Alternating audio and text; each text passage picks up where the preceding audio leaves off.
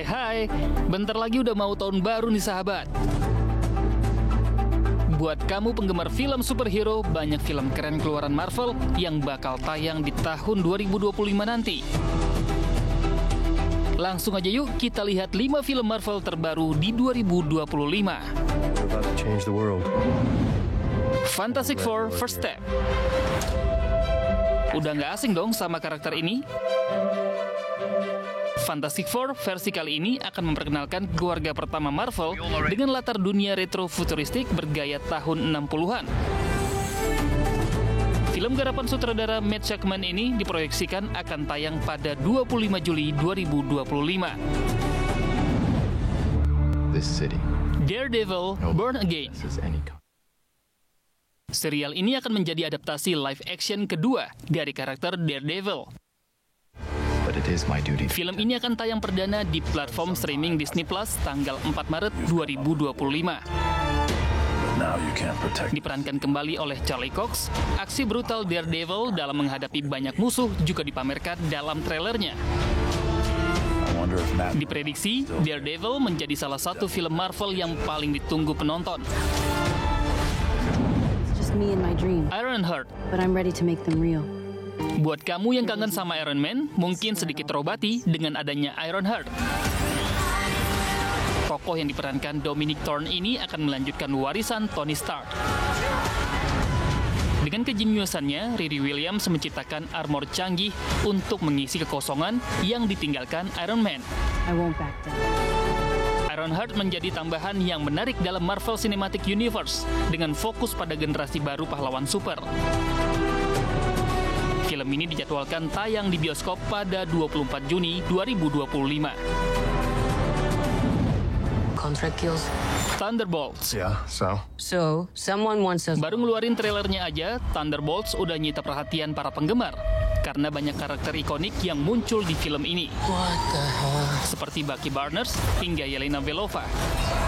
That there are good guys. Digarap oleh sutradara Jack Schreier, film ini agak unik ya. What's the plan? Kalau biasanya Marvel nyeritain tentang superhero, kali ini justru menonjolkan kisah tim penjahat super atau supervillain. Film ini dijadwalkan tayang di 2 Mei 2025. Captain America Brave New World. Film yang disutradarai oleh Julius Onah ini dijadwalkan akan tayang pada 14 Februari 2025. Tahu nggak, di sequel keempat ini, Sam Wilson yang meneruskan Steve Rogers sebagai Captain America akan bertarung melawan Red Hulk. Wow, pasti keren banget ya. Jadi penasaran sama kejutan lainnya yang bakal ditampilin dalam film ini.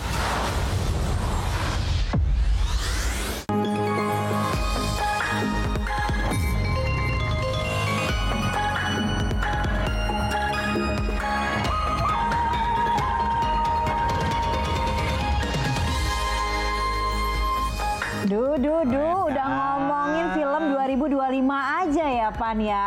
Punya, karena kita harus bersiap. Kira-kira bakal mesen tiket apa nih di bioskop depan? Tapi keburu daripada ngomongin dulu film. Ini kan udah mau Desember, udah Desember malah ya, udah mau tahun baru. Hawa-hawa liburan tuh udah di depan mata. Libur telah tiba. Ke Bandung yuk. Ke Bandung lagi.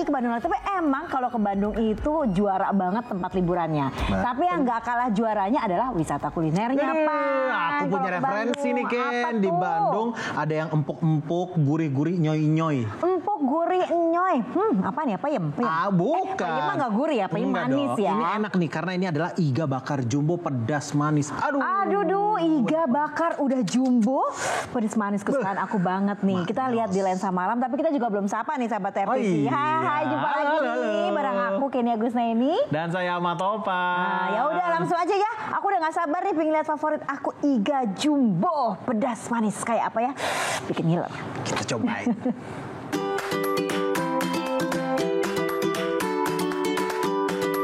Wilujeng Sumping di Bandung, sahabat RTV. Nah, kalau kebetulan lagi liburan di sini, sempetin deh melintas di Jalan Citarum. Di sini ada restoran yang nyuguhin konro alias iga bakar dengan ukuran nggak biasa, sahabat. Lihat tuh, wih, jumbo banget kan?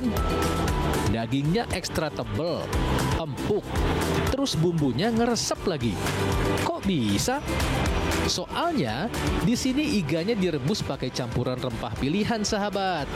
Nah, habis itu baru deh dibakar. Buat nambah cita rasa, iga bakar yang udah mateng cocoknya langsung dilumurin saus Nusantara kayak gini nih, sahabat. Ini salah satu jenis sambal yang disediakan resto. Tapi pilihan saus lainnya juga ada kok. Tinggal sesuaiin sama selera kamu aja. Iga konro jumbo kita kali ini ditambahkan dengan saus Nusantara. Kenapa saus Nusantara? Karena kita menciptakan sensasi saus yang pedas, manis, asam, gurih. Nah, itu kita jadikan satu di konro jumbo yang ukurannya sangat besar. Itu yang membedakan saus dan iga konro jumbo yang ada di Kota Bandung dan di resto lainnya. Enak banget cuma. Terus rasanya gimana, Om? Ini rasanya luar biasa ya, enaknya. Boleh dicoba juga kalau belum ada yang belum pernah kesini. Ini rekomen, rasanya enak banget. Satu porsi iga bakar jumbo seberat 2 kg ini harganya Rp185.000. Dan ini bisa dinikmati 3-4 orang ya. Tapi kalau sahabat sanggup ngabisin sendiri juga boleh kok. Dari Bandung, Jawa Barat, Asep Saripudin, RTV.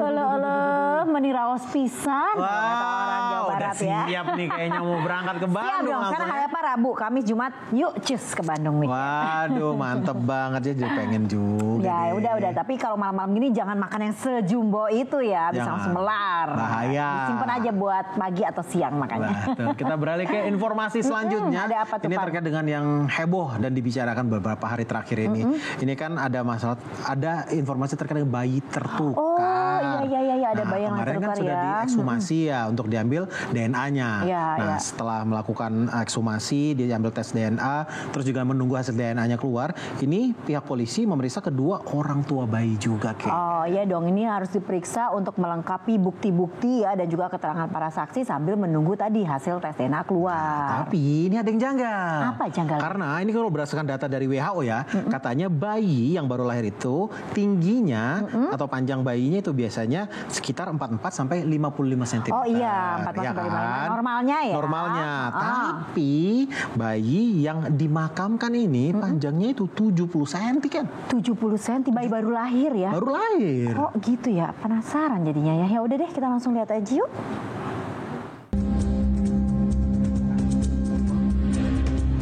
Muhammad Rauf dan Feni Selvianti menjalani pemeriksaan di ruang PPA Polres Metro Jakarta Pusat Selasa kemarin.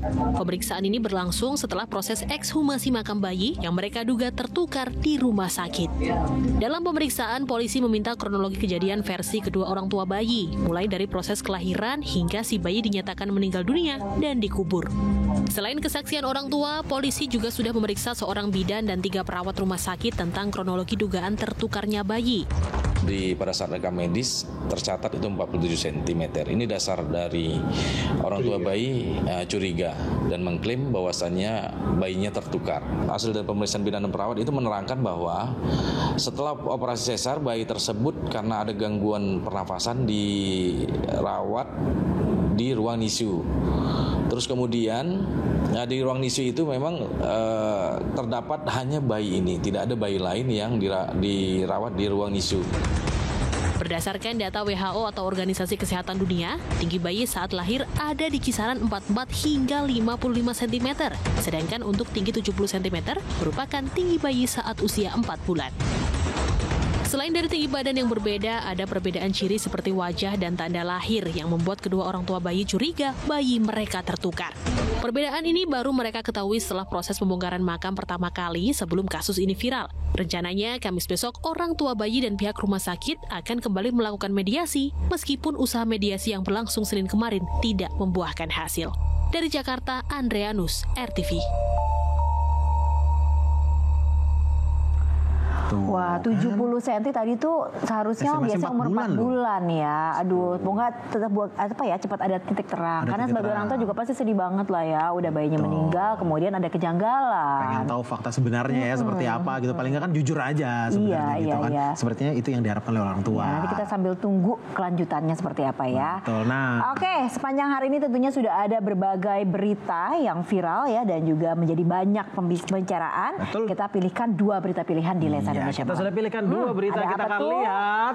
Yang pertama, wah ini dari kampung halaman saya lagi nih Ken. Oh, Palembang. Palembang ini pelaku pemukulan ini sudah menjadi TSK tersangka dan dia minta maaf nih Ken. Oh, dokter koas yang Betul. terkait pembagian jadwal yang katanya Untuk jaga nggak bisa, malam di rumah sehingga nggak bisa sakit. liburan akhirnya sampai dipukul. Betul, udah minta maaf nih katanya. Udah minta maaf ya. Betul. Oke, berita pilihan yang kedua ini ada Pak Jokowi yang akhirnya berkomentar setelah ada keluar pemberitaan tentang pemecatan dirinya sebagai kader PDIP. Presiden kok dipecat? Oh, sebagai kader ya. Sebagai kader, Pak. Ya udah kita lihat berita pertama dulu ya, yang dari Palembang. Lihat pertama. Tadinya berlagak bak jagoan, begitu ganti kostum langsung menunduk malu sepanjang jalan. Apes juga nasibnya Fadila setelah memukuli Muhammad Lutfi, dokter koas di RSUD Siti Fatimah Palembang, Sumatera Selatan. Bukannya diarak sebagai pahlawan, dia malah jadi pesakitan di Polda Sumsel. Nah, berbalut kostum oranye kebanggaan, Fadila akhirnya minta maaf. Saya minta maaf.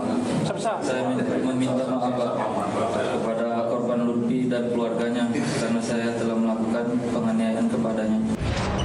Polisi sudah mengamankan beberapa barang bukti saat pemukulan terjadi. Berdasarkan keterangan, tersangka kesal pada korban karena tidak mendengarkan permintaan Sri Meilina. Dapat mendampingi ibu teman ibu dari temannya korban. Nah, bila kita lihat dari alat bukti yang ada dari CCTV, memang ya kelihatan bahwa untuk pelaku ini secara spontan dia langsung melakukan tindakannya, gerakannya seperti itu. Sebelumnya, Sri Meilina, Ibu Lady Aurelia sudah meminta maaf usai diperiksa selama 12 jam. Pemukulan terjadi saat Lutfi dipanggil oleh Sri Meilina ke sebuah kafe terkait jadwal piket tahun baru koas putrinya, Lady Aurelia. Di tengah perbincangan, Fadila melayangkan pukulan ke Lutfi. Akibat pemukulan ini, rumah sakit telah mengembalikan Lady ke kampusnya. Menurut Kementerian Kesehatan, status mahasiswa kedokteran Lady dibekukan sementara oleh pihak kampus. Dari Palembang, Sumatera Selatan, Adi Asmara, RTV.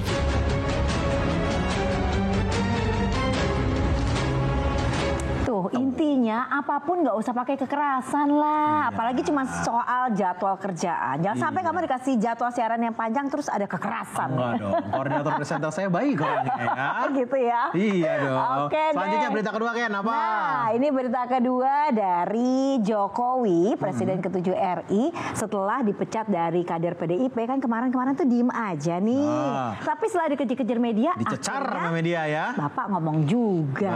Betul, dan gak cuma Pak Jokowi aja nih Ken, tapi juga Gibran dan juga Bobi Nasution alias menantunya Bapak ini angkat bicara, katanya sih terima aja atau apa ya sebenarnya maknanya. Tapi nih Pan, kalau setelah dipecat ini kira-kira Pak Jokowi mau pindah haluan ke parpol mana ya? Karena kayaknya masih banyak yang minat nggak sih? Kita lihat langsung.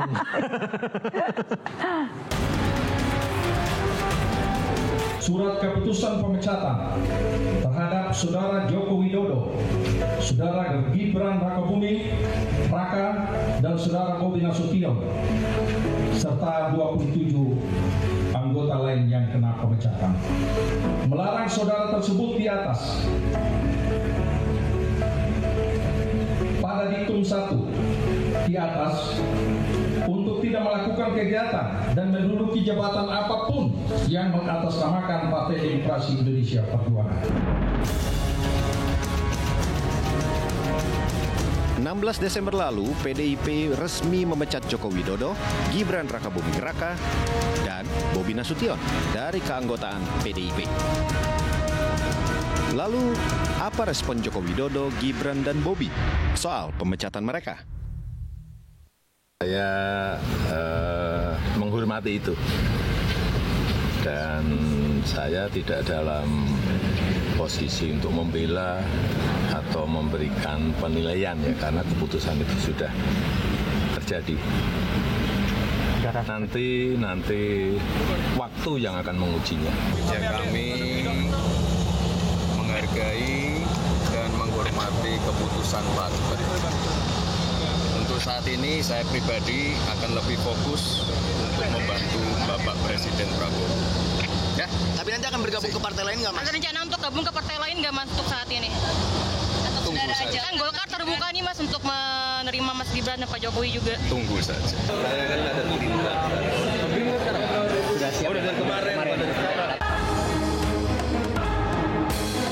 Resmi dipecat. Joko Widodo ibarat pemain sepak bola nih, berstatus pemain lepas. Sinyal untuk meminang Presiden ke-7 Indonesia itu dikirimkan sejumlah partai politik. Sejumlah parpol yang siap menerima Joko Widodo adalah Partai Golkar, PAN, PSI, P3, dan Nasdem. Lalu, bagaimana respon Jokowi? Sudah menyampaikan partai perorangan. Wah, partai perorangan. Artinya Pak Jokowi belum menentukan sikap apapun kemana dia akan berlabuh. Tapi dinamika politik, siapa yang tahu? Dari Solo, Jawa Tengah, Jakarta, dan Medan, Sumatera Utara, Tim Liputan RTV.